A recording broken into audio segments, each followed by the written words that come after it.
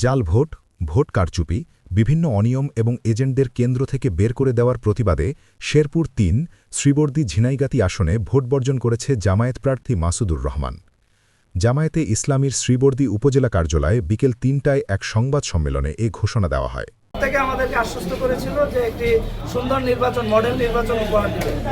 সত্যিকার অর্থে আমরা একটি মডেল নির্বাচন পেয়েছি, তবে সেটা সততার মডেল হয় নাই, সেটা অসত্যের মডেল হয়েছে, ভোট চুরির মডেল হয়েছে, ডাকাতির মডেল হয়েছে, দখলদারির মডেল হয়েছে। এর সাথে প্রশাসনের প্রত্যেকটি প্রতিষ্ঠানের সাথে জড়িত, কারণ প্রশাসনের কোনো কর্মকর্তা কোনো পর্যায় থেকে তারা এখানে সহযোগিতা করেনি, উল্টো তারা এখানে অসহযোগিতা করেছে এবং তারা তাদের নিজেদের জায়গা থেকে দায়িত্বের অবহেলা করেছে। আমরা ঝুঁকিপূর্ণ কেন্দ্রের তালিকা দিয়েছি, অতি ঝুঁকিপূর্ণ কেন্দ্রের তালিকা দিয়েছি। আমরা এখানে আমাদের জায়গা থেকে প্রত্যেকটি বিষয় প্রশাসনের সাথে সহযোগিতা আন্তরিকতার সাথে আমরা বসেছি। আমরা ওনাদেরকে শুরুতেই বলেছি আমরা নিয়মে বিশ্বাসী, আমরা নিয়ম মেনে চলতে আমরা পছন্দ করি। সেজন্য আমরা আমাদের প্রার্থী সহ আমরা জেলা নেতৃত্ব প্রত্যেকটি মুহূর্তে ওনাদের সাথে সমন্বয় করেছি। ওনারা আমাদেরকে বলেছে যে ওনারা সুষ্ঠু এবং মডেল নির্বাচন দিবে, কিন্তু আজকে সকাল থেকে আমরা এখনো পর্যন্ত দেশবাসীর কাছে সুষ্ঠু এবং মডেল নির্বাচনটি আমরা আপনাদের কাছে তুলে ধরতে পেরেছি।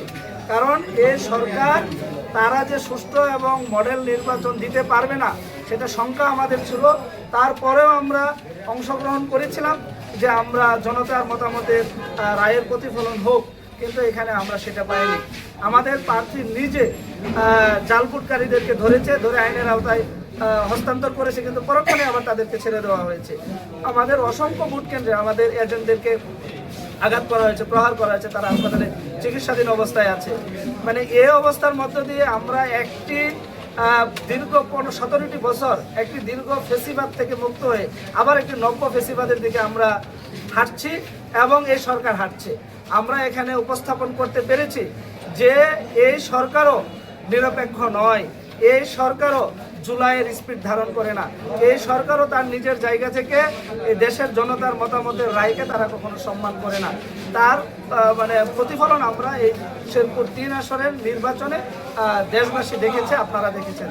তাই আমরা এটা তীব্র নিন্দা এবং প্রতিবাদ জানাচ্ছি। এই নির্বাচনে যারা ভোট কারচুপি করেছে, যারা জাল ভোট দিয়েছে, যারা অনিয়ম করেছে, যে সকল প্রশাসনিক কর্মকর্তা এর সাথে জড়িত, তাদেরকেও বলছি আপনি যে টাকাটা খান সেই টাকাটা আপনি হালাল করে খেতে পারেন নাই। আপনার এই জায়গায় আপনি নিজে মানে স্বচ্ছতার পরিচয় আপনি দিতে পারেন নাই। আপনি আপনার ছেলে সন্তান স্ত্রীর কাছে আজকে গিয়ে কি গল্প করবেন সেটা আপনারা এই সরকারি কর্মকর্তা যারা এই দায়িত্বে ছিলেন আপনাদের কাছে সেই প্রশ্নটা রাখছি।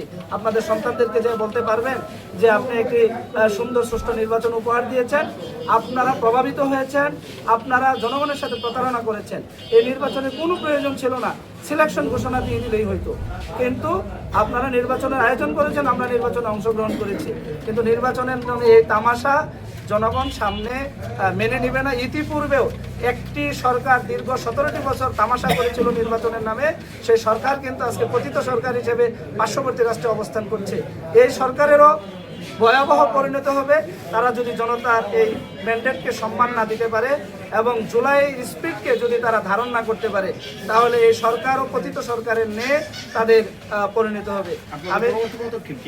আমরা পরবর্তী পদক্ষেপ আমরা আমাদের কেন্দ্রের সাথে কথা বলে, যেহেতু সারা বাংলাদেশে 2টি ইলেকশন, বগুড়া 6 এবং শেরপুর 3, আমরা কেন্দ্রের নেতৃবৃন্দের সাথে কথা বলে আমরা আমাদের পরবর্তী পদক্ষেপ আমরা আপনাদেরকে জানাবো। আপনারা কয়টা বলেছেন যে শেরপুর সদর, শেরপুর 3 শ্রীবর্দী ঝিনাইগাতি নির্বাচন এবং বগুড়া 6-এর নির্বাচন উনি সুষ্ঠু দাবি করেছেন।